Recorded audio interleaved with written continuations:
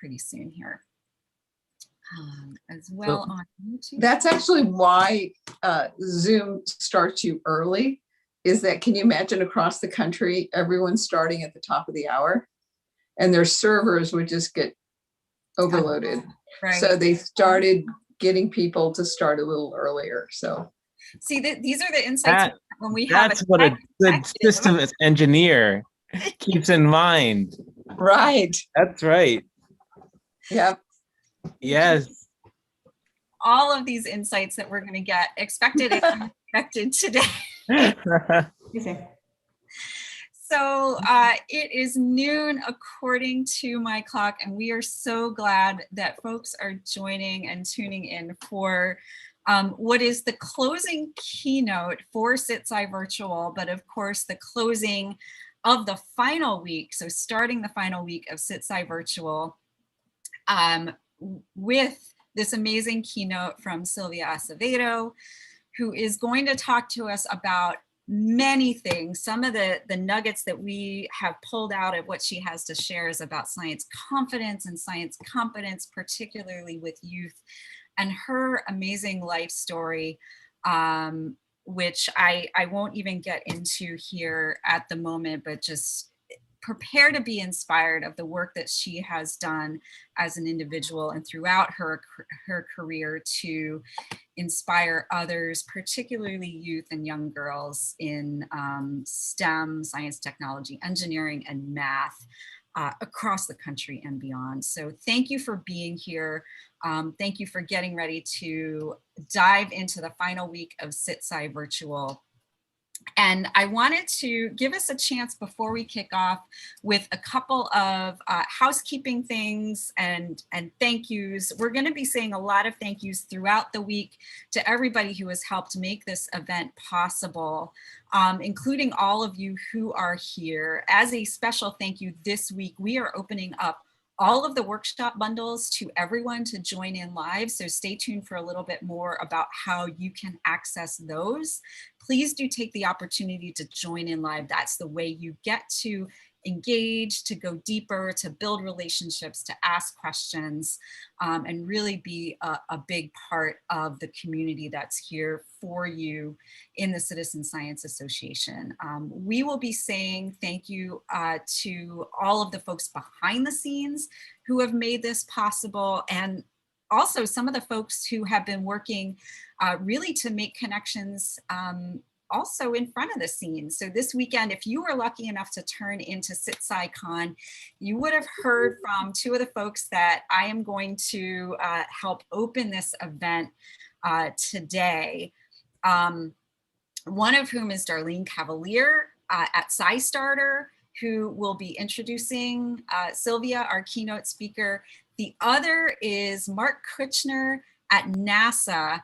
And I want to say thank you to NASA for helping to make possible the connections between the NASA community and the Citizen Science Association community, as well as to the public, and really infusing all of the conversations about citizen science with this focus at NASA on the excellence in scientific discovery, and also really uncovering the deep engagement that NASA projects do at times between their participants and the scientists directly. And Mark, I know that you are one of the scientists, not just as a program officer for NASA, but also as a scientist with one of these projects who has exemplified that, these deep connections with the people that you work with. So in addition to all of our other sponsors who you see here pictured on this slide, I wanted to say a special thank you to NASA as a partner in helping to bring us attention to the NASA project. So Mark, over to you for a moment to tell us a little bit more. Thanks so much, Jennifer. It's been such a crazy month, and oh, the CitSciCon, that was just intense. Oh my goodness, so many incredible stories. I was hearing them for the first time. I was tearing up, people were tearing up, and then the science, it's like, it just keeps coming. I'm supposed to like be on top of what the science is behind the projects, and my head kept exploding over and over again. Thank you so much to this team and for bringing that to fruition. with all of the constraints on it, it was incredible. And, we've, I'm super proud to get to be part of this introduction for Sylvia. She's a member of the NASA family. I get to advertise that.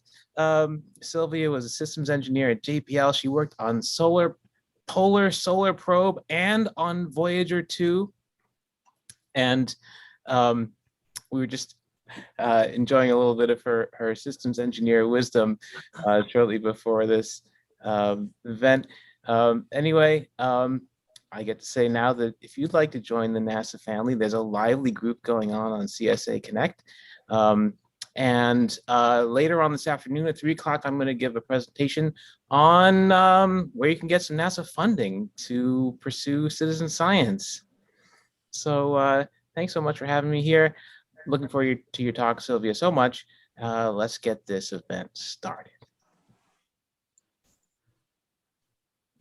Welcome to CitSciVirtual. A few reminders. You can see us, but we can't see you. If you are joining us in the Zoom event, you are welcome to ask questions to our presenter by using the Q&A tool. If you would like to chat with attendees on this topic, please go to today's event in the CitSciVirtual group in CSA Connect and make comments there. The presentation has been recorded in advance. Please join us for the live Q&A with our presenter later in the program. We hope you enjoy this event, and to kick us off is Darlene Cavalier. Hi, I'm Darlene Cavalier from SciStarter and Arizona State University. I'm also a proud founding board member of the Citizen Science Association. Today, it's my great honor to introduce Sylvia Acevedo. Sylvia is an author and a globally recognized transformer. She'll explain what that means soon. Sylvia was a Girl Scout who became a rocket scientist. We know her mostly from her role as the CEO of the Girl Scouts USA, where she helped enable a new Think Like a Citizen Scientist journey, where tens of thousands of young girls contributed to citizen science projects. Welcome, Sylvia. Thank you, Darlene, for that great introduction. It's an honor to be here at the CitSciVirtual conference. So today I'm going to tell you a little bit about my journey, and then about the great partnership between citizen science and also SciStarter and the Girl Scouts, and the impact that it had across the nation. And then I'm going to leave with some action steps. Now, when you hear my bio, or my introduction, and you hear this and you say, wow, rocket scientist, Stanford graduate engineer, tech exec, White House commissioner, author, former CEO of the Girl Scouts, corporate board member, that's one way to introduce me. But another way to introduce me is, girl who grew up on dirt roads. All my grandparents were from Mexico. My mom was born in Mexico. My dad was born in El Paso. Grew up in a Spanish-speaking household. And we lived paycheck to paycheck. And sometimes we ran out of money and had to live with family for an extended amount of time. We also had a family tragedy that have really affected my young sister and left her developmentally disabled. And when you think about a young girl being raised on a dirt road in a Spanish-speaking household, I want to ask you the question, so how did that girl become me? Well, I want to tell you about that journey and how science played an incredible role in my life, being able to live a life of my potential. Now, when I was a kid, we really did live paycheck to paycheck. And I got involved in Girl Scouts, and I wanted to do everything, but my family couldn't afford it. But luckily for me, my troop leader said, well, Sylvia, you can sell Girl Scout cookies. And so she said, what do you want to do? And I said, I want to do everything. Well, she said, you're going to have to sell a lot of boxes of cookies. And I said, okay, I want to do that. But it seemed kind of daunting. So she taught me something that changed my life forever, which was how to create opportunity, how to make your dreams come true. Now, for all of us in the room, we kind of know how to do this. But to that young girl raised in near poverty, living paycheck to paycheck, no one around me knew how to do that, which is you set your goal, your dream, and then you break it down into smaller pieces, to smaller steps. So in my case, it was taking that number of boxes of cookies that I wanted to sell. We had 4 weeks of selling, so breaking it down into those 4 weeks. And then my troop leader asked me how many days a week I don't want to sell. And I said, well, I want to sell 6 days a week. She goes, okay. And then you break that number down even more. And what you see then is it becomes very achievable. And then she said, the other thing is you can always ask for help.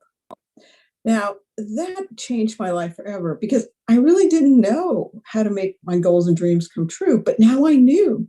Set the goal, the intention, break it down into achievable steps, and then start work it. And if you run into a roadblock, ask for help. And that was so useful, so that in the 4th grade, when my teacher, Mrs. Baldwin, was showing us pictures of beautiful college campuses, she showed this picture of Stanford University. And I just was mesmerized. This is the green rolling hills, the red tile roof, the limestone building. And having grown up in the desert, in fact, one of the driest deserts, there's the Arctic, there's sub-Saharan Africa, and then there's the Chihuahua Desert, which is where I grew up. To see those beautiful green hills and the red tile roof, I said, I want to go there. Well, Mrs. Baldwin stood up and came and walked by my desk, and she looked at me and she said, Sylvia, that's one of the best universities in the US and maybe the world. And then she said, you're a smart girl and you can go there. And now I had learned how to create my dreams. And so at that age of 9 years old in 4th grade, I set my intention and my goal to go to Stanford. And I realized what I had to do to be prepared to go there. And I'm proud to say that I did graduate with a master's in engineering from Stanford University.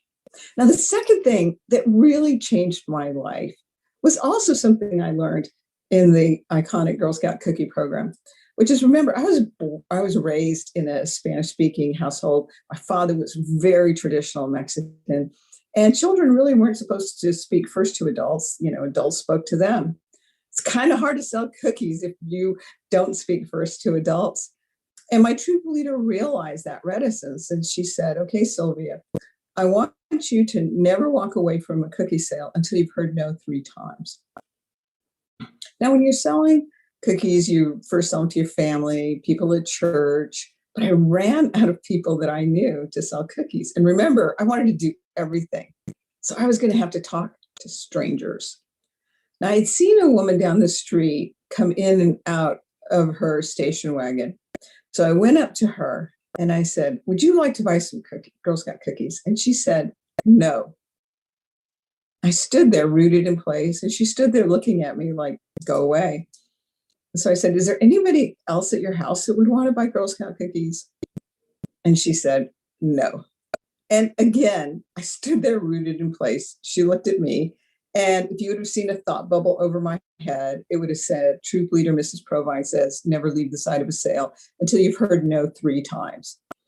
And so at that point, I said, would there be anybody's day you would make if you bought a box of Girl Scout cookies? And she said, okay, I'll take one. Yes. Well, why that was so important is it taught me the importance of persistence, resilience, and how do you get to a yes? That proved to be a lifelong skill.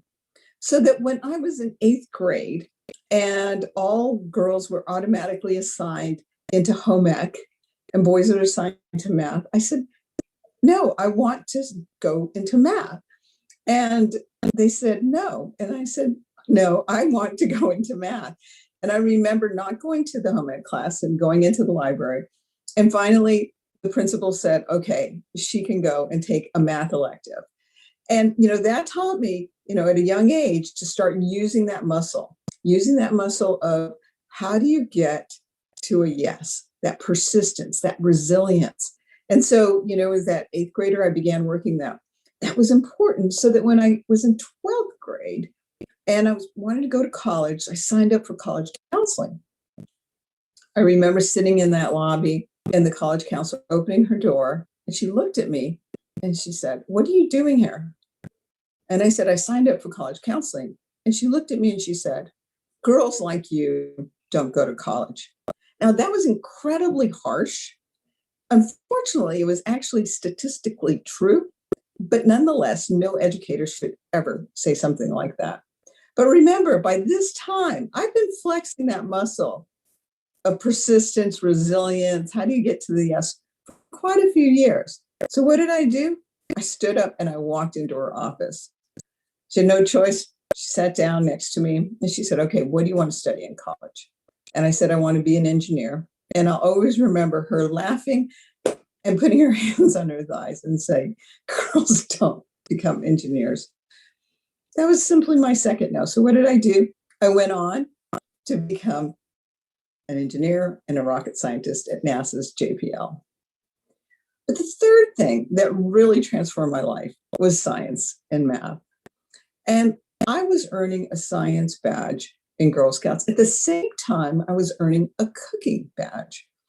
Now, I wanted to earn a cooking badge like all my friends, but my troop leader, she had seen me during an overnight camping trip looking at the stars.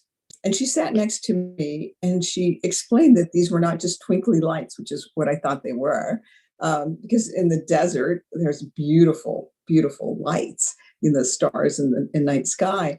But she said, no, look, there's planets, there's stars, there's constellations, there's the Big Dipper. And I was mesmerized. I never knew that.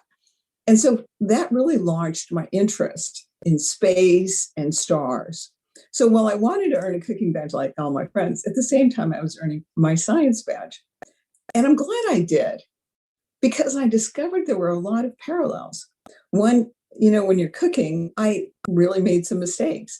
I didn't read the ingredients right. The cooking book was in Spanish, and I misinterpreted one of the ingredients. I thought it was a cup of an ingredient. So I put in a cup of salt, which you should never do, and almost anything that you're preparing that you're going to eat. So what was great, though, is it taught me that those peanut butter cookies, the galletas de cacahuate, they looked, the salt did not change the way they looked. It did not change the way it smelled. So it was a great science experiment. But yes, it did change the way that they tasted. Then I tried to make pizza, and I wanted to make sure that the water was really hot for the yeast. It turns out that yeast is a living thing, and if you put the water to boiling and put it in with the yeast, you kill the yeast, so the yeast never rises. And finally, getting all the sequence and the instruction right, I was able to be successful and, successfully cook the pizza. Now, that taught me it's important to get the ingredients right, important to get the sequence right, it's important to get the heat source right. Well, at the same time, amongst one of the things that I was doing to earn my science badge is I had an Estes rocket. And no matter what I did for the first few times, I just could not get it to leave the desert sand. And so then that was problem solving. Did I have the sequence right? Did I have the ingredients or the chemicals right? And importantly, did I have, right, the way was I paying attention to the weather? Was it too windy so that it kept knocking over my rocket? So really being attentive and problem solving. Finally, I solved for all those problems, and I was just so proud of when that rocket left the desert sand. It went up into the beautiful blue New Mexico sky. And I thought I could do this. And inside of me, I remember feeling I can do math and I can do science. And as a result of that, I started taking math and science a lot more seriously in school. And I would ask my teacher for extra problems. So when she assigned the class even problems, I would turn in the even and the odd problems. I kept pestering her for more math so that she even gave me the teacher's edition of the math book. And like any kid, when you do something you like, you do more of it. And the more you do of it, the better you get at it. And then it becomes a really virtuous circle. And I got so good at math, I got to be a rocket scientist. And my first job out of college when I graduated was as a rocket scientist at NASA's Jet Propulsion Labs, which is all in the news right now because of the great work that's being done in Mars right now. But, I got to work on 2 missions, the Voyager 2, which was flying by Jupiter, and I got to analyze the data coming back from 2 of its moons, which were Io and Europa. And the other project, a mission I got to work on in the Polar Solar Probe, which we got renamed to the Parker Solar Probe, which is actually on its way to the sun right now. And I'm just so grateful for that experience. And that science and math and that analytical background allowed me to then go on to Stanford and get my graduate engineering degree. And then that was really at the dawn of the internet age. And I had the exact right academic educational experience to be in Silicon Valley. And so I got to work at great places like Apple, Autodesk, IBM, Dell. And so that really propelled me forward. So much so that, I had a great career. I ended up using, after I started a technology company and sold it, I ended up deciding to use those analytical skills and figuring out scaling solutions and education to kind of close the gap in some of the educational disparities we have. I was fortunate enough to get on the Girl Scout board, and I was on the board for 8 years. And then they asked me to come in and serve as the CEO. And I really loved that time because I realized that so many girls had a mobile device in their hands, but they were just the users of technology and not the creators, not the inventors, not the designers. And I'm proud of the time at Girl Scouts because we created 146 new badges and programs. Never before in the history of the iconic 109-year organization have that many badges been produced. And they were for things that girls just absolutely love. The great outdoors, when you think about STEM, the first letter S is science. And what is science but everything outdoors? And so badges around the great outdoors, so important. That iconic cookie program, making sure that girls not just sold cookies, but actually earned badges about the entrepreneurial skills, about building a business. Civics, it's so important. In many states in the US, kids don't get any education in civics. So I'm so proud that girls from 5 to 18 were able to get civics instructions nationally, but then STEM. Wow, we introduced 127 new STEM badges and programs. And they were so impactful to girls. And the reason they were so impactful is that we really focused on the curriculum to make it relevant to girls. So often the curriculum has been designed about what boys find interesting. And so girls don't really have that same kind of interest. And so when they're introduced to a science topic, they're like, no, I'm not interested. And if you're not interested, you're never going to develop the confidence nor the competence. And in so many things like science and math, it is a talent and a skill that has to be developed.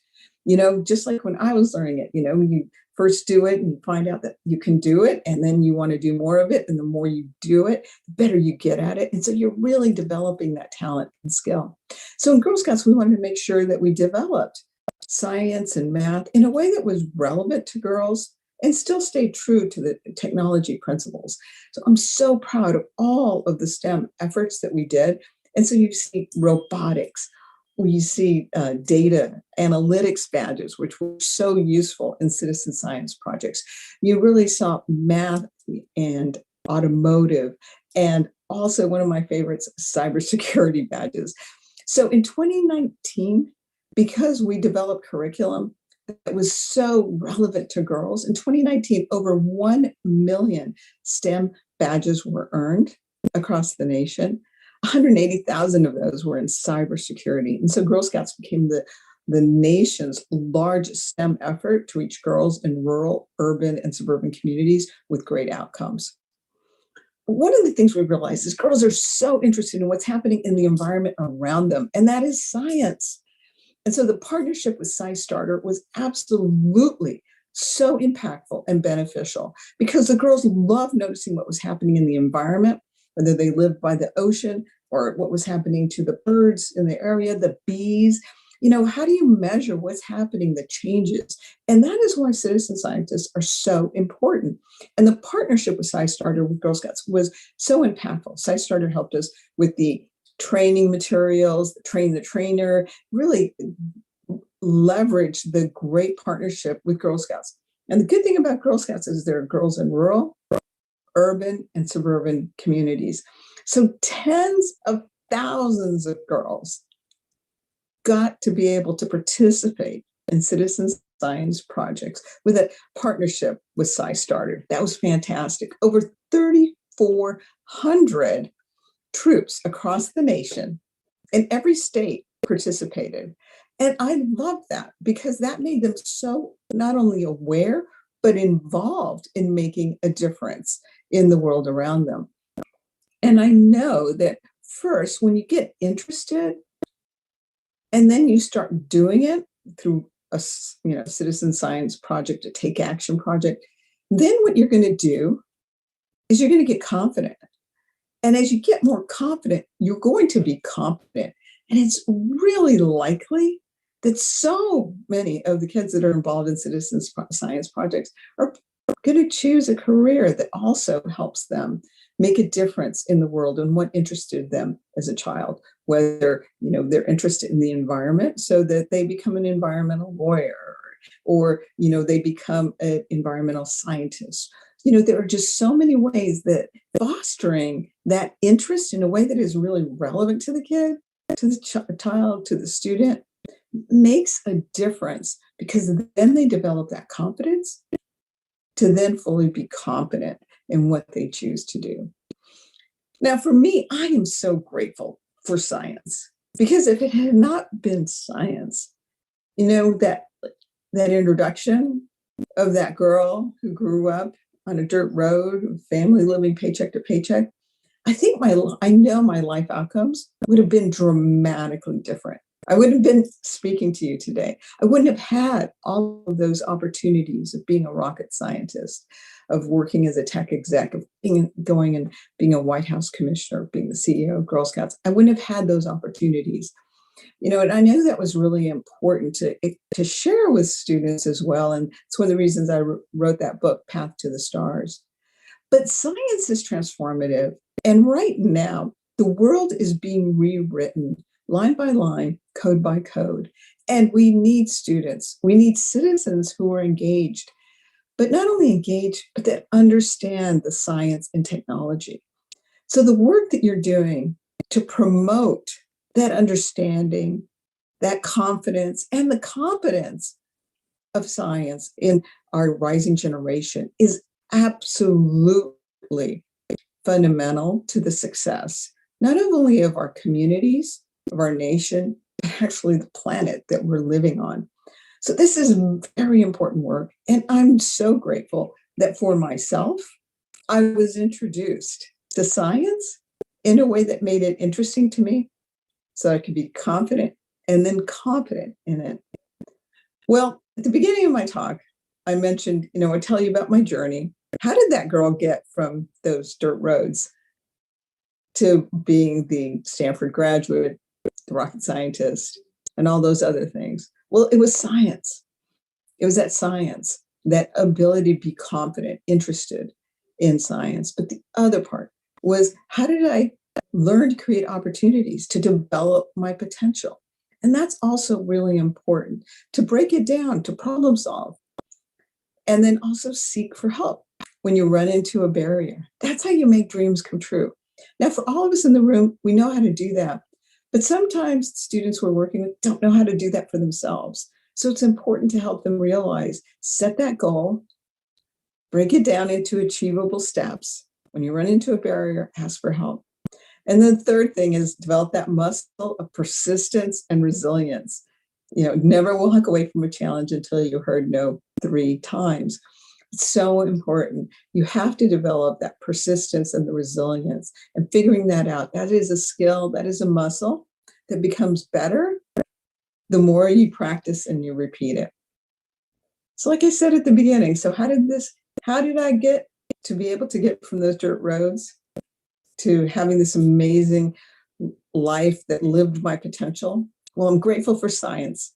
I'm grateful for those wonderful educators, those mentors, those teachers, but I'm grateful for those lessons of creating opportunity, making my goals, learning how to make my goals come true, and make my dreams come true. And finally, never walking away from an opportunity until I've heard no 3 times.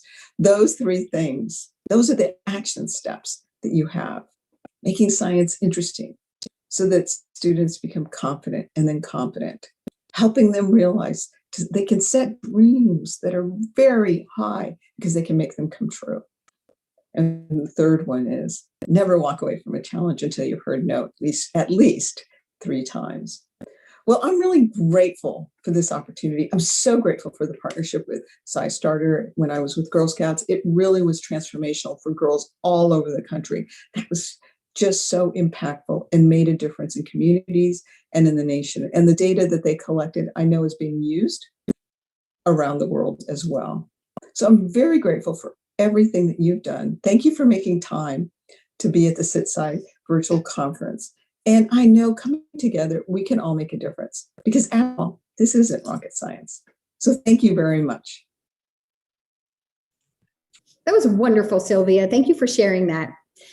Can you tell us a little bit more about the process of scaling and how we might work together in interdisciplinary teams to help project scientists who have a need for data reach, millions of girls, in this case, the Girl Scouts? And when we worked with you, you took a lot of time, and your team took a lot of time to make sure that the facilitators who reached the girls were very comfortable with the term of citizen science and how to implement citizen science. So it's a little question, but if you can tell us a little bit more about like the process of scaling something and working together with interdisciplinary teams. Thank you very much. Scaling is really important because that means you reach the most people in an economical fashion. Now, at Girl Scouts, one of the great things that we were able to leverage is that iconic cookie program, because we had girls in every community across America that were part of that cookie program. And we thought, how do we put skills along that cookie program and not just the cookie program? And so we started thinking about the other types of skills, and clearly entrepreneurial skills, but also the STEM skills. And so creating that network, not just of girls who sold cookies, but girls who were trained in cybersecurity and coding and robotics and so many other skills. Now, that is really a great partner for somebody like SciStarter, because what happens is they've got the technology expertise. They've got the subject matter expertise. And so you've got two partners, one who has a national reach, and that you can use that network, and that they are the subject matter experts in terms of the topic. But then in the case of Girl Scouts were, had researchers, psychologists, people who have doctorates in education who really understand how girls learn and lead, and putting them together so that the topic becomes interesting to girls so that then they can become confident, and competent was really important. But then there's also the troop leaders, the trainers, who they themselves may not be interested in science, but they're interested in the success of their daughter. And so providing materials that help them realize why this is beneficial for their troop, how it's going to make an impact on their community, the type of skills they're learning, how it makes the world a better place. That's really where the magic happened between SciStarter and Girl Scouts as well. So SciStarter was great because of the training materials, the train the trainer materials, and then that partnership and that collaboration of being able to use a national network that economically reaches, tens of thousands of kids. So that was really, I think, a great way of thinking about when you're considering scaling. How do you have a partner who already has that network that you want to reach? And then what is the kind of materials, curriculum, training that you've got to develop so that the gatekeepers or the key people, the mentors, the troop leaders, the teachers, they get comfortable so that they can then provide this material in a way that's interesting to the kids, and then makes them confident and then competent, and just wants them to go and do these great projects in the great world around them.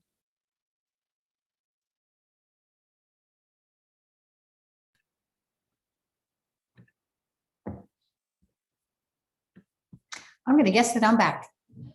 And welcome back, everybody. It's great to have you all join us. I hope you enjoyed Sylvia's talk. Thank you so much, Sylvia. That was amazing. I mean, I couldn't help but think that you personify persistence and resilience and have done so much to pave the way for so many, and you continue to do that. So first of all, thank you for joining us, and thank you for all you have done to pave the way too. Hooray for Sylvia. Thank you, Sylvia. Thanks. I'm actually going to start taking questions from any of the attendees. As a reminder, please put your questions in the Q&A, and we'll get to them as we can. So first is from our friend Lynn Chambers at NASA. And Lynn asks, how can we change things so that kids today and in the future don't hear those early no's that you heard and can move beyond that? That's a great question, Lynn. Thank you for that. One is really holding that all kids, regardless of their backgrounds, and whether they're a boy or a girl, they like space. They're really curious. They're incredibly curious. And sometimes our educators don't realize that kids have a bit of a familiarity with some of the science experiments or some of the toys that they're using. And so then they think, wow, that kid is familiar. They don't think that child is familiar. They think they have an aptitude, where really for a lot of kids, maybe they've just never been exposed to it. So making sure that educators understand that early exposure is a really great way to level the playing fields. And I like to give a good example of Legos. Legos are fantastic, and you're right, they're non-gender, right? But what happens is in our culture in the US, a lot of boys get Legos of a certain income group starting at like age 3. And so they're really familiar with Legos. But maybe kids from lower income or girls don't get those Legos. A teacher, well-meaning, decides to use in his or her STEM class. They said, well, let's do Legos. They're gender neutral. But it turns out that certain boys have been playing with Legos for years. And so they're already interested and they're incredibly confident.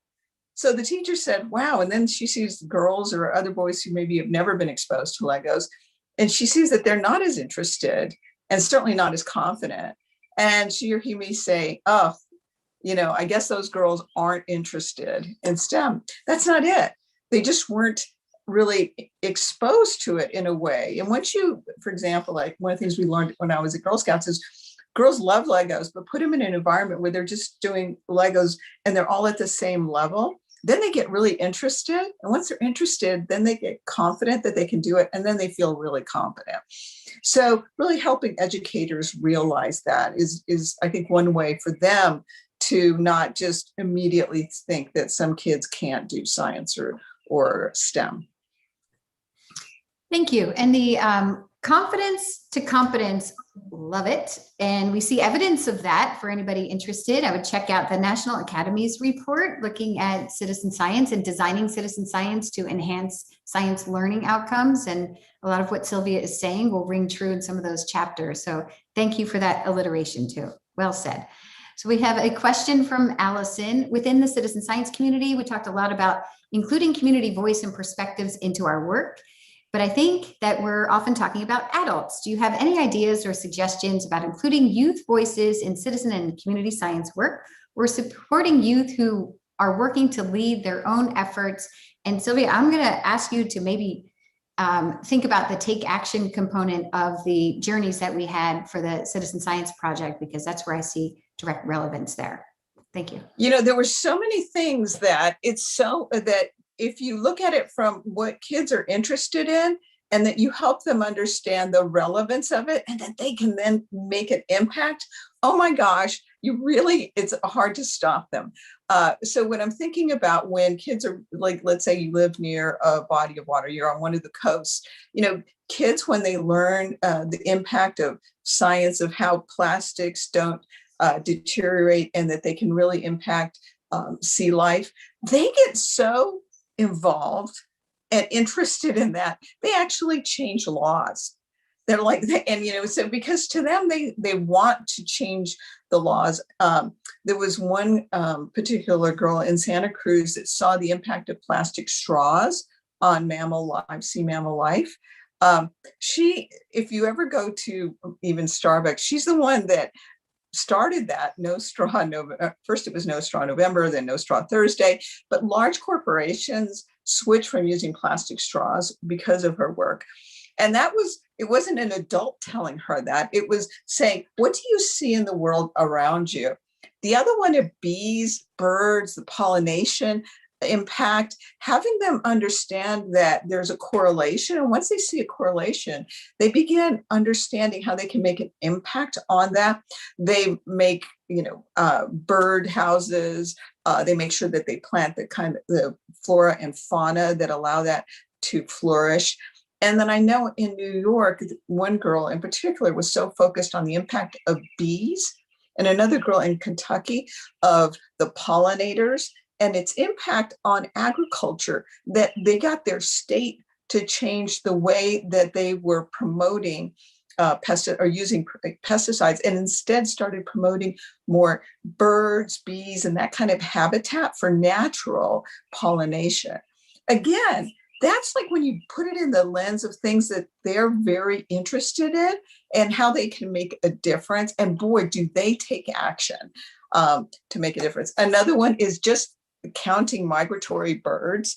I've seen so many kids, boys and girls, out there with their binoculars, especially during the fall and the spring, counting birds because they feel like they're a part of something and they're contributing. So I think that's a very important aspect. Is as adults, sometimes we look at a problem a certain way, but then begin engaging kids and asking them how that impacts them and things that they care about. And wow, just step aside, because their energy and enthusiasm, I've seen it. It's changed the laws. It's changed the way corporations work. We learned. Thank you for all the kind words about SciStarter. And Mark, I'm going to get to your question. I will not leave you hanging there. I will say we learned a lot from you, Sylvia, and the Girl Scouts. And the take action is an actual step in the process of a journey. So it's not just that they, ask the girls to take action. This relates to our last question. You don't finish the journey until you actually find a way to take action on what you've learned. Completely girl-led. So those examples that Sylvia was just describing, they are all things that the girls, the troops, have come up with on their own. And there's actually a formula to it. It's something like you need to try to make it permanent. It's not a community service project. You're taking action and finding a more permanent solution to what you've discovered as an issue through your work with citizen science. This is something I'm hoping that the project leaders and our project scientists who are tuning in can take note of a little bit here. Girl Scouts built that onto existing projects. They didn't create the projects. They created a framework to allow the girls to continue to deepen their engagement in citizen science, basically crossing over a little bit into civic science.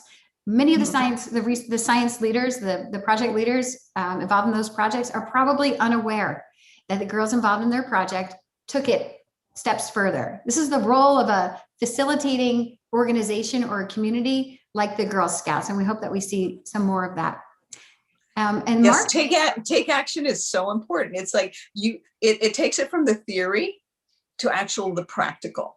And like I said, once you have girls say that you've got to show how you're doing a lasting impact, gardens will be created and planted. I mean, all the way to state laws and the way corporations work will change. yes. And again, without the burden necessarily of the project scientist who's looking for that data to have to all of a sudden become an expert in how to talk to girls, how to train the troop leaders, how to do the take action. You've got communities like the Girl Scouts and others who can add that element on. And it's really right. important. Okay, Mark, take it away. Thanks, Darlene. Thanks for a great talk, Sylvia. I was wondering, we have I have a list of projects in mind, citizen science projects that are struggling to engage women. They're in astronomy. Some of them are mine. And trying to figure out why we're having trouble. We've made some concerted efforts to reach out, to send personal invitations. And I was wondering if you had any advice for project leaders of projects like that. Yeah, it's fun. One of my favorite badges is sort of an homage to my experience when I was a brownie and looking up at space. So, a lot of time girls and women are intimidated by it, and they don't necessarily see the relevance, and helping them understand the impact of understanding what's happening out, astronomy with the stars. that's a key thing. When I tell people that I worked on Solar Polar Solar Probe, now renamed Parker Solar Probe, they're like, what's the interest? Why? It's like, do you own a cell phone? Yes. Do you ever notice sometimes, can you hear me now? Can you hear me now? I said, a lot of times that's a sun flare that's impacting our communications on Earth. They're like, oh, really? Sometimes they don't see the relevance. So that's one. The other one is making it really interesting to them, or helping them be at the same level playing field. So many girls don't get that telescope when they're young. That hasn't been an interest. So then you are putting them in competition with people who have had telescopes since they were a kid, right? So they get pretty intimidated. So you've got to do that, maybe partnering them with a mentor to help them get kind of to that level where they develop that interest, and then they see the relevance. And when they see that they're interested and then they're relevant, they begin developing that confidence. And that is so key, especially in a really technical field like astronomy, so that they feel really, really confident in that. And then building that confidence and doing it in groups is a good thing too. If they've got a peer group, so they're coming together and they can get that mutual support. I think that's another thing that's really interesting. And then also women throughout history who have been great astronomers or interested in space is another really important aspect. But I think those are multiple steps that are really important to take. But to have a woman start competing with men who've had an astronomy kit since they were a kid is really tough. So you've got to do stuff so that they get that interest level, because they certainly have the capability, but it's just got to get the experience level up. Thank you. Thank you. And Thanks, just Mark. on that note too, Mark, the journey, the citizen science journey is really focused on outdoor STEM environmental projects. So I was hinting to Mark that we probably need journeys for the space group too. Now, I have two questions that are somewhat related, and it's really about the pipeline and keeping women involved in STEM. So specifically, let's see, I love what you shared about bringing girls into STEM through Girl Scouts and SciStarter. What do you think is still needed with regard to retaining women in the sciences once they graduate with a degree? The pipeline is very leaky, and that has to do with another question that came in from an anonymous attendee. Basically the same kind of thing, is that women, jumping in and out because of lifestyle and having families or other things that don't seem to work in their favor often when they're in technical and science fields too. What can we do about that? Big question. Yeah, that is a really big question. And actually, that's one of the reasons I went back to technology after my Girl Scout experience, and I'm on a corporate board, a technical corporate board, because I realized, the representation of girls and women is not much better than when I was a young engineer. So that's got to change. So several things.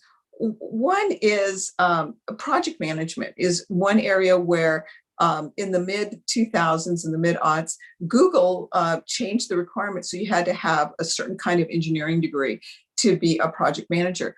Do you know that went from 50% representation of women in project management, which was a great way to build your skills to be an executive? That dropped it from 50% to below 10%. It wasn't that the women couldn't do the skills, it's that they said you now have to also have a technical degree. And it wasn't that they weren't doing well. So I think there are some things that technology companies or companies in general can look at and really look at the requirements. Why do you have those requirements? Are there other ways that people can show that they have that skill? I mean, if you think about project management, that's, especially if you have kids, you do that in your life. Like, how to multitask, how to bring people together, you know how to merge competing agendas. Like, that's what you do every day. So the fact that you may not have a certain kind of technical skills shouldn't keep you out. And so that's one of the things that I've noticed is that, what are really the requirements that are needed for that job? So that's one. The other aspect is a lot of companies, and maybe coming back from COVID, there's an opportunity to reshape that, haven't been as child friendly. And given that so many, and the predominant focus was on moms to take care of their kids and become, to homeschool kids. As kids go back to school, how do we make sure that there's that flexibility for people who are parents and to still be engaged and supported with their kids, but still have a career that is moving ahead, and to have the kinds of parent support that they need. I'm a big being into science. I'm a big demographics nerd. And in the United States, we've gone to lower than a replacement birth rate. And to have a thriving economy, you really need to have a replacement birth rate. So those kids, it's not just a good thing, it's good for our families, it's good for our nation as well. And the other one is supportive groups, so that they can have mentors or advisors or advocates that can help them go up in their career. And, that is really very, very key. You are an exceptional role model for that too, Sylvia. Okay, we have another question, and let's see. You highlighted the importance of asking for help, which as an adult, this person is still learning. How do we teach this? And how might we build this into our projects? I guess so volunteers feel comfortable asking for help. Yeah, that is very key. I was fortunate that was explained of how you make your dreams come true, that you break it down into small steps, but along with breaking it down to small steps, you can ask for help when you run into a roadblock. That helped me my entire life, that whenever I'm trying something new, and, when you try something new, you're normally not very good at it. I began hiring coaches. If I didn't find somebody that was good at something, I would hire a coach to help me. Or when I know numbers really well, but I didn't know corporate finance. And I asked somebody who later became a dear friend of mine to help me understand corporate finance. So, I think that's realizing that it doesn't make you seem any less to ask for help. There are so many things in the world, you can't, be the master of all of them. And that it is okay when you run into a roadblock, instead of seeing that roadblock as a stop sign, just as a pause, who can I ask for to get help? And I think that's really important to build in when you're working with kids or even adult volunteers, is that as you're beginning to do something and you run into a roadblock and you don't know, instead of not doing that activity, say, who might be able to help me here? And what might happen is a lot of times those people that I've asked for help have become lifelong friends as well.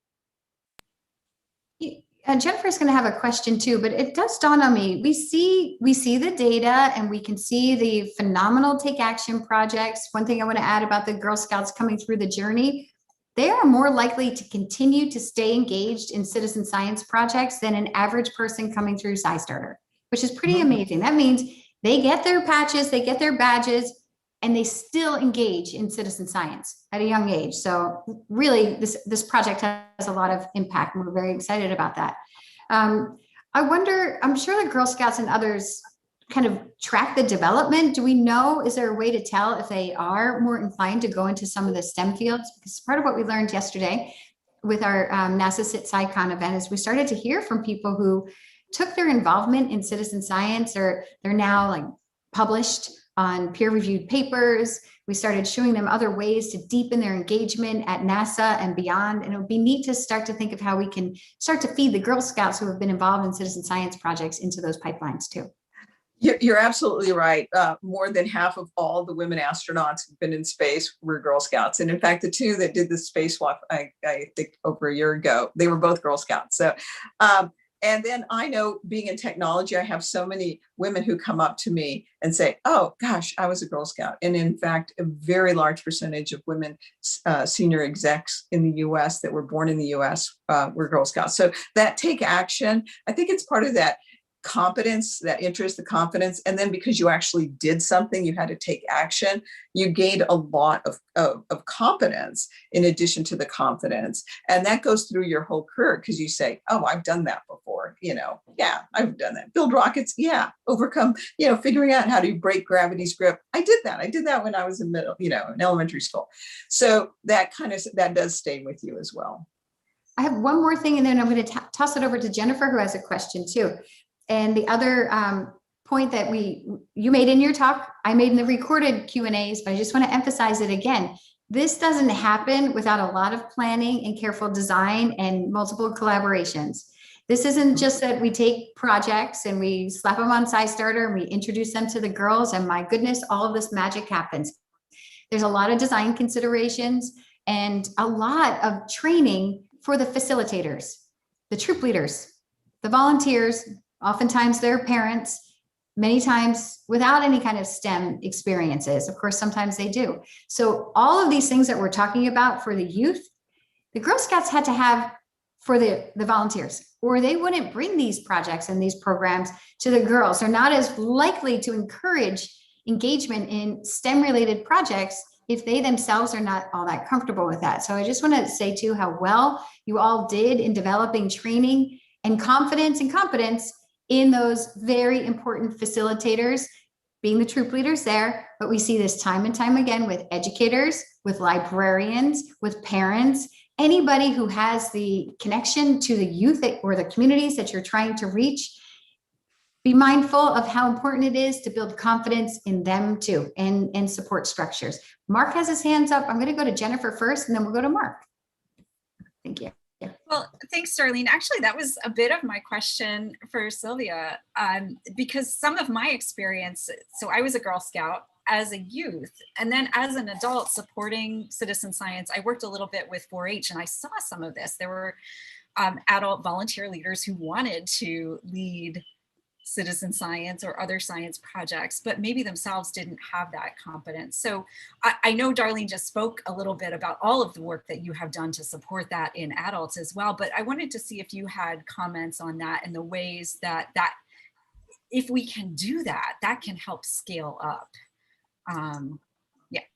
That's super important to make the volunteers feel comfortable with that.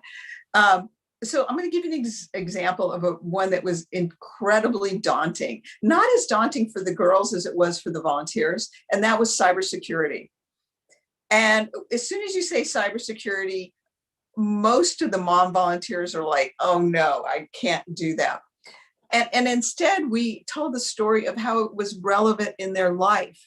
And we asked, how many of you have shopped at Target or Home Depot and gotten one of those postcards that said, you know, send in, we had a data breach, send this in, and maybe you'll get 50 cents or $1.50, like in a class action lawsuit. And so many people had had that experience that somehow their data had been compromised. Or then we asked how many of them knew somebody who had been financially frauded online through an email scam or something else. And so many of them had that. And we said, that's cybersecurity. Cybersecurity is a pocketbook issue. Then now they're interested. And then we're saying, and we're going to teach it in a way that is interesting and relevant to girls 5 years old, 6 and up. Okay, then they're like, okay, now I'm feeling a little bit more confident because you're not starting at high school where we're going to be doing hacking and things like that. And what we found was we had a ton of parents, both men and women, mothers and fathers, who wanted to know more about cybersecurity because it was impacting so many in their lives. It was a personal issue for them. So having volunteer training that started from a volunteer issue that they had a lot of resonance with, and then helping them see how we were going to break it down into ways that even a 5-year-old could understand. It helped them understand that. And then they had training separate from the girls because so many girls are really quick on the computer now, more so than their parents. So having that separation was really key. And then asking the girls to take action. One of the great things about cybersecurity is I could always tell when I got communications via email or phone calls from senior centers across America that a Girl Scout troop in their area had come in and said, oh my gosh, your Wi-Fi is unprotected. All these people using your center, all their information could be frauded. And it turns out seniors are most at risk for that kind of cyber fraud. And they had no idea. And what you talk to the girls, and we had thousands of girls do this, they said, I know my grandparent, I know somebody in my family that has lost lots of money because of this. And I want to make sure that never happens again. So that was something really complex that we broke it down into much simpler ways. But then we showed the relevance in their daily life. So I think that's one really great way to do it. Thanks. Sure. Mark, I don't know if you still have your hand up. I do. Yeah. Yes. Hi, Mark. Sylvia, I was wondering, I'm under the impression that Girl Scouts has a fair bit of demographic data about Scouts. That their ethnicities and something about their household income, perhaps. You certainly know where they are, right? Which is interesting already. I was wondering, how does that correlate with who's doing the STEM badges?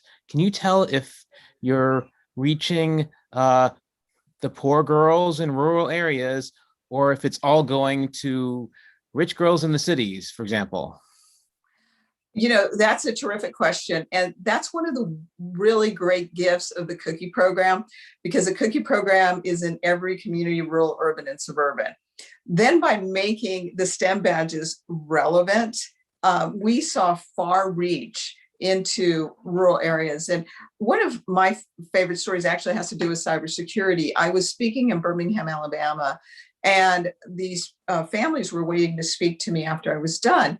And they had driven hours, and they lived in a very rural part of Alabama. And they said there is no cybersecurity being taught anywhere in their rural communities.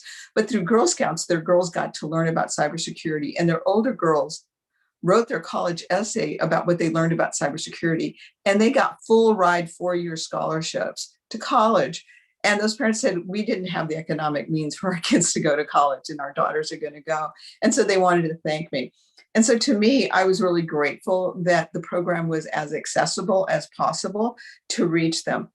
It also, as it has been mentioned, Darlene's mentioned, volunteers, making sure that volunteer, whether they're in a rural community or urban or suburban, that they're exposing and promoting those kinds of programs to the girls. And that's why it was really relevant to show them what the girls are learning has to do with day-to-day lives. That made that traction happen even more so. I remember, I'll give you one more. To me, this sometimes even brings tears to my eyes. I was flying into Wichita, Kansas, right after an ice storm, and there was a lot of ice on the ground. And there were hundreds of girls that came to this STEM night. And I was talking to some parents that were there. And this woman, she pointed to her husband and she said, he drove 4 hours in an ice storm. And I said, sir, Girl Scouts is all about safety. And then he said to me, Sylvia, you don't know much about Kansas, do you? And I was like, you're right, sir, I don't. And he said, our heyday was during right after World War II, blue collar jobs were plentiful. But he said, since then, we've lost those jobs. And he said, there's just an epidemic in opioid abuse. And he said, what my daughter is learning in STEM and leadership is giving her a leg up for the future. And so he said, I'll drive those 4 hours to give my daughter that experience. And so I know it's still, I have a picture of that family. It's still, I smile every time I see it. But it tells you, like, it's so important to get that parent, that volunteer, to understand why this is important. And every parent wants the best for their family, for their children. And so to help them to understand how this gives them that leg up on life is just so important. And so whether they're in an urban environment, whether they're in a rural or suburban, that's the key. And following up on that, great answer. Good question, Mark. This through the journey, we actually look at that. When a troop registers to get involved in the Think Like a Citizen Scientist journey, we know what council they're in and we know what troop they're in within that council. And we look at those analytics a lot to see where we're missing, where are people being left out. And we don't have those demographics that Girl Scouts do, but we have the activity level and saying, let's try this. And we actually even try to rotate some of the projects to see what are they gravitating towards. There's a follow-up question that's very related to what you were just talking about and something I wanted to follow on with Sylvia was describing in terms of making things relevant. Even in the training of the volunteers. So these are moms who largely are at home, to the anonymous attendee who asked that question. That's a great question. These are moms who, a lot of them are moms working from home as parents and involved as a troop leader. Doing some activities that help take the fear out of what it means to analyze data. I mean, you should see the activities the Girl Scouts come up with, and they're so simple, but very creative. For the youngest girls to understand what it means to make and share an observation, they play I Spy, because you're making observations, and you can make an observation, but until you say what you spy, you're not sharing an observation. So that's the key to citizen science. It's not what you observe, it's sharing it and following protocols. Analyzing data. They may have beads that are out, and you're sorting the colored beads for the youngest children and their parents or the volunteers. Introducing that kind of language that could be the first barrier of why people don't get involved. You just have such magical ways of addressing that too. All right, so let me get to the question here. Jennifer, are you typing an answer to the one question that's in there now? Okay, so that I feel like we answered it, but just in case, you mentioned closing gaps and the educational disparities across communities. I know this is a big question, but in relying on volunteers, are we keeping these educational efforts in places where there are moms who are at home? I think we answered that, but if I didn't, feel free to address that one, Sylvia. I think there's an element of that question being that, it might be families who have the financial leeway to have a parent at home who are able to send these girls, for example, to drive those 4 hours. And is Girl Scouts and other programs that rely on parents as volunteers, are these essentially available more to those girls, to those demographics where parents have a leeway to be at home? So two things. That question about that parent who had the leeway, they stayed until the very end. And I said, well, make sure you sleep in tomorrow. And they both looked at me and they said, we don't have those kind of jobs. We're turning around, driving home, and we have to be back at work at 8 a.m. So they weren't even going to be there at home till like 2 a.m. So you realize, people prioritize in so many ways, and parents, and in that case, that was one. The other thing that we did that I think is really important is that these, we worked very hard to make sure all the science projects could be done unplugged. And it's things like that, like, you I Spy. How do you bring things in that don't require a computer, don't require a lot of being plugged in? To still be able to do them. That really makes them available to people of girls or families of all economic levels. That is very, very key. And then breaking it down, I was thinking as you were asking the question, even for the volunteers, when you try to explain, for example, when you're doing data analytics, a lot of times that goes into how do you code and why do you code and what is coding about? And we would introduce coding and these things called do loops, which are just repetitive sentences in computer language, through dance or through songs.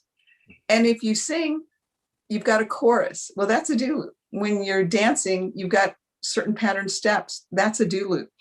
And then you begin seeing those patterns. How do you see those patterns out in science? How can you then code them with computers? But first you're making it real to them and relevant to them in a way that really doesn't cost you anything. You've got to have your volunteers, you have to train them, so there are costs there, but really doing it in a way that is available to people of all socioeconomic levels. That's really key. I think you just addressed a question that's here too from Leanne, asking, do you, for examples, I guess, of arts as the portal to bring young people into STEM, especially through underrepresented communities? Yeah, absolutely. So here's the other thing. A lot of times STEM has been defined by activities that are interesting to boys first. And so how can boys get interested in something very quickly? Well, a lot of times girls haven't had the exposure to those things. And many times they have been exposed to crafts and arts first. So we tried really hard to make sure that we incorporated those things that they were very familiar with. So one of them was, that's how we taught 5 and 6-year-old daisies about coding, binary coding, which is so key to understand that concept. We did it with beaded bracelets, and they had to, we would show them the alphabet in either yellow or blue beads, and then they had to create a bracelet that was in yellow, blue beads of their initials.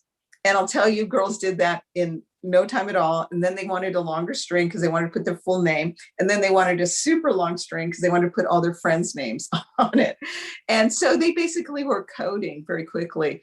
We also taught girls about malware and some of the issues in terms of like, how do you understand protocols and that kind of stuff. We're doing that with brownies, but we did that by getting girls together in a circle and talking. And it turns out girls like to sit together and talk, especially if you're 7, 8 years old. And then you give them a ball of yarn, and then they throw the yarn as they're talking to one another. And then they've, in a very short amount of time, they've created a physical network.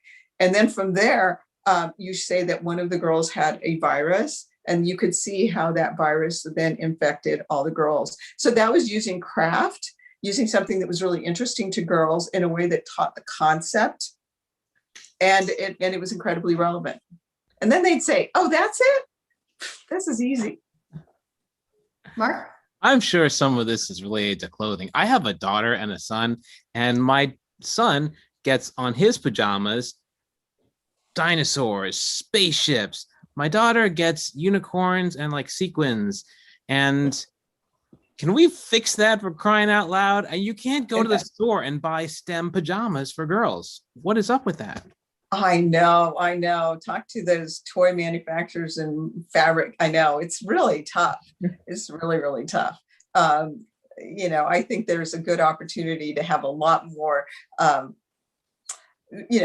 fashion apparel or even toys for girls. The problem is, I think a lot of the people who market don't know how to market STEM to girls. And so have like, how is this successful for boys? And now we make it pink for girls. And that's just not how it's going to work. Yeah, probably change the buying habits of parents too. That might take some time. Yeah. That's worth it. Okay. Do we have time for the last 3 questions, Jennifer, Liv? Right, so I think there's some common themes across them. So if you want to dive in there. Yes. Let's see. Role models are great. This is from Robin. Hey, Robin. Robin does a lot of work with us in libraries, which actually relates to one of the questions about accessibility. We see more and more Girl Scout work and citizen science work taking place through libraries. Okay, role models are great motivators. How would you encourage scientists with their limited time and budgets to engage with their prospective citizen science community, children through adults? Well, so I think it's important to let people know, even if you're that mom that's decided to go back and be a stay-at-home mom, tell your kid that you're a scientist or an engineer or how this relates in their life.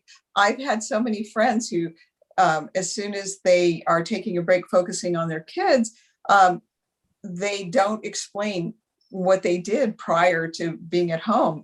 And I've had some parents tell me, I was telling my kid, oh yeah, I'm an engineer too. And they looked and it was like, no, you're a mom, because they had not been explaining that. So helping them understand that. Role models, it's a huge issue. It's why I wrote my book, Path to the Stars. I realized after I gave a speech and I had hundreds of kids lining up to talk to me afterwards, that I thought, my goodness, there is a really big need. So I wrote my book. So I think helping them see the books that are inspirational. I grew up reading everything about Clara Barton and Florence Nightingale because it was like the only role models that I had through my library, and I loved reading all about them. But I think helping them see that's an option for them.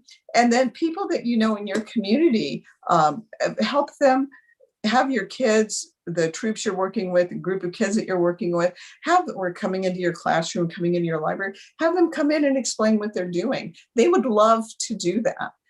People who work in your public works, people who work in your electrical, who work in environmental in your area, they would love to come talk to your kids. They would really enjoy that. And that's a way of bringing in a role model and a way that's really cost effective. Thank you. Sarah has a question here. Welcome, Sarah.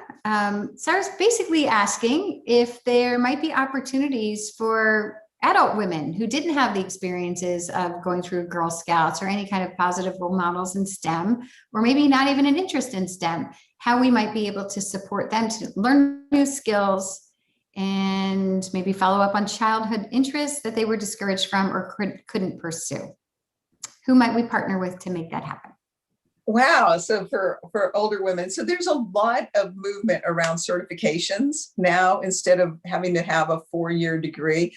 I know ASU is doing one, Credly is another one. So, think about what got you so excited when you were a kid, and go to YouTube, learn what you can there, and then figure out if there's a way to get a credential. I don't know of an adult program like Girl Scouts that can help you get those exact certifications. But I think that's another way that you can get your interest, and then figure out how do you get some of those certifications. So potentially it could become your career, your profession as well. Okay, I'm just popping links in here about credentials and resources for librarians. Any libraries that are in there tuning in can learn those. So perfect. That was great. Let's see. Yeah, there are a couple more questions there. I'm going to also invite Pam to come back on video too. Pam has been behind the scenes helping to feed some of these questions in. She's from our Keynote committee. Thanks, Pam, for being here. And I don't know if you have a question that you want to ask as Darlene's adding a few, looking at the few last left here. I will just mention that for adults and for women, I have also seen programs through state extension agencies for women in wilderness and so forth, as another venue for looking at some of these things as well. Pam, any questions from you? Yeah, I just was really interested in that last question about helping women who didn't have the chance to do Girl Scouts. I quit brownies because it was so darn boring. I was jealous of my brother because he got to do woodworking and camping, and so it feels like in the effort to try and get more people thinking about science and tuned into the environment, that it would be really smart to have an adult version of Girl Scouts and maybe even Boy Scouts. Yeah, for you, that's why we created so many badges, 146. I had so many parents when I first became CEO said, why should my daughter be in Girl Scouts? She's only going to learn about selling cookies and making macaroni necklaces. So you could do everything. By the time I left, you had cybersecurity, you had robotics, you had space science, you had entrepreneurship, you had snow camping, trail running, you had a ton of them. So yeah, it was, it's important. It's important to be really relevant. And in the 21st century, having girls who understand the importance of being in the great outdoors, the importance of STEM, so important. It's fun with the last badges were the automotive, and they're so relevant because they were real mobility badges. So you don't think about how do you make a car per se, but how do you move people or animals? And so you don't make them start with a combustive engine. It's like, how do you move people and objects from point A to point B? That frames it so differently, which is perfect for what's happening in the automotive industry today. Anyway. Yeah. And let's also add that citizen science can be that community. Yes. That's exactly how I got involved. That's great. No formal science background, but an interest way later on in life, not encouraged when I was a kid and all that. So citizen science was my home for that. and over time found others who were interested in it that I probably never would have met otherwise. So some projects are designed well where you either have an online community or you meet in person to do these things. And that's a great way to network and learn the skills and, make a difference there too. I have two more questions that I wanted to see if we can get to. One is accessibility. So how do we address barriers to access? My community access to Girl Scouts is difficult. This is from Vincent. Accessibility is an equation that needs solutions. Question mark, but I would say maybe exclamation point. You're absolutely right. Trying to make sure that kids of all ability levels have this, have access is an important one. I think that's the other reason we wanted to make sure that there were ways to earn these badges that didn't just require, certain skills or the ability to do certain things. We want to make sure that it was broad enough that kids of all abilities had that. I completely am with you on that. Are Girl Scouts doing anything about science and misinformation? And is that an issue that is already involved in troops and communities? So what was really great is, you're right, there's two different ways of how do you make sure and verify information. So both in our civics badges, which I'm really, I am incredibly proud of the STEM badges, but I'm probably most proud of our civics badges because there are 10 states that kids don't get any civics training at all. And so if you don't understand that, how do you protect and support our democracy? So understanding how that works is really key, but including with that is critical thinking. How do you verify information? That for girls, that was really interesting because so many of them have had very negative impacts because of social media. And how do you give them the tools to protect themselves? And also, how do you make sure that they can verify the information that they're seeing online and to make sure that it's accurate? I don't see any other open questions. If we don't have any, I'll pass it back over to Jennifer. But I first want to thank you, Sylvia, for being such a great partner, such an amazing role model, for contributing your time here today, and just always being, ready to fight the good fight. Thank you. Darlene, thank you. It is, when you talk about citizen scientists, you're talking about people on the ground, in communities, in our families, in our neighborhoods. And really, that's what we want. We want the best quality of life for each one of us. And what we're working on is each of those children, but we're really thinking about our families, our communities, our nation, and even our planet. So thank you for the work that you're doing. Thank you. Well, Sylvia, I will just echo that thanks. Really glad to be able to highlight your story and your work.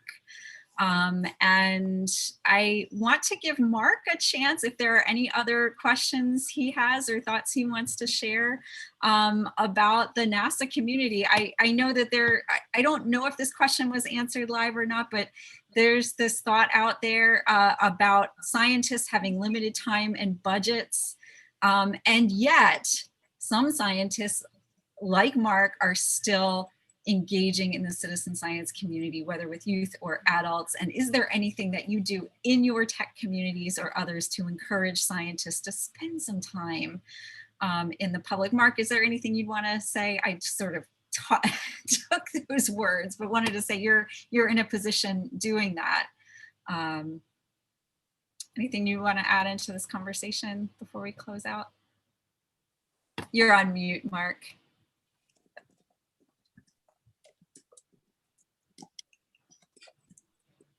Thanks, Jennifer. So yeah, NASA has, we're growing our citizen science program by leaps and bounds. We've got 23 projects online.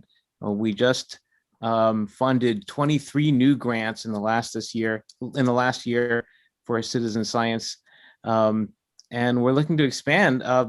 Sylvia, if you see any opportunities to partner, if you see any angles for us to help increase our program, increase our reach into this crucial group of girls and young women, tell me, lay them on me. I wanna learn. Well, Mark, I think especially for girls and young women, there's also a burgeoning group of girls' schools, and making sure that they've got the curriculums, making sure that their teachers are as familiar about what's happening in science and what we're trying to accomplish with space, I think is really important because it's so relevant to what we do. Again, I bring back that solar flares. People are like, why are we spending money going to the sun? You rely on your phone all the time, right? So I think that is really key. The other one is, as I mentioned earlier, really looking at the requirements that we have and how else people can develop this or earn the certifications to do those kinds of jobs. And then I really like your idea of let's kind of just keep brainstorming about how do we get more interesting elements for girls and boys, whether activities or toys or clothing, so that they can see themselves as part of it. It's so important for them to see themselves being in that. I like to say that the first sale you have to make is to yourself. And if you're a young girl, you have to believe that you can do that. You're the first person you have to convince. Mm-hmm. All set. That feels like such a great note to end on. Thank you again. Really thank you to everyone for being here. There's a note in the chat. This has been such an amazing session. Thank you for sharing your experience and your contributions. Really glad to have you here. Darlene, thanks for hosting. Pam, thanks for the questions. Mark, thanks as always for your support. And Sylvia, what an honor. For those who are still on, there are a couple of things coming up yet today. Mark has a session on NASA funding opportunities, so don't miss that if you're interested in learning more about connecting with NASA. There's a happy hour later today. Rick Hall will be hosting again with some really fascinating conversations. And then posters throughout the week coming up tomorrow, collaborations and partnerships, youth engagement, and more later in the week. Don't miss the chance to join events live. It's your chance to really engage. Again, there is the opportunity this week only to participate in any of the workshop bundles, and I will be sharing more in just a moment as to how you can find your choice of bundles. So see you on CSA Connect. Thank you again all for being here.